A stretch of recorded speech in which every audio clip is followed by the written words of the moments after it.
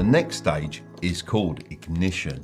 Now, believe it or not, more than 50% of people never even get to this stage, which means this is when you might start to see a difference between you and your friends. At this stage, you're doing everything you can to break out of stagnation, but it's pretty hard because you've got a couple of things that are holding you back. First is your friends. They won't always like your new attitude, as it forces them to either change themselves or be left behind.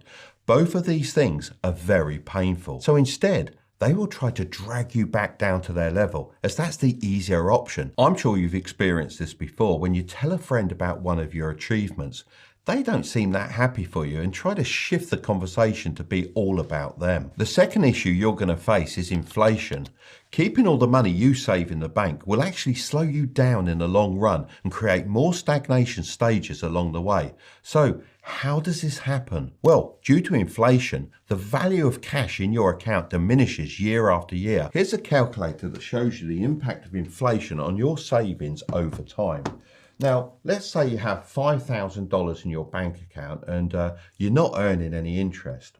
If inflation happens at a rate of 2.5% a year, which is pretty normal, in 20 years, your $5,000 will still look like $5,000 in your bank account, but it will only be able to buy the same amount of stuff as $3,051 could buy today. So even though the numbers don't change, the real value of your money shrinks because things get more expensive. That's why saving money in a way that grows over time is so important. So now let's compare that with a scenario where you invest your money. So if you were to invest that same $5,000 into something like the S&P 500 and average a 7% annual return adjusted for inflation, the estimated value of your money after 20 years would grow to over $20,000.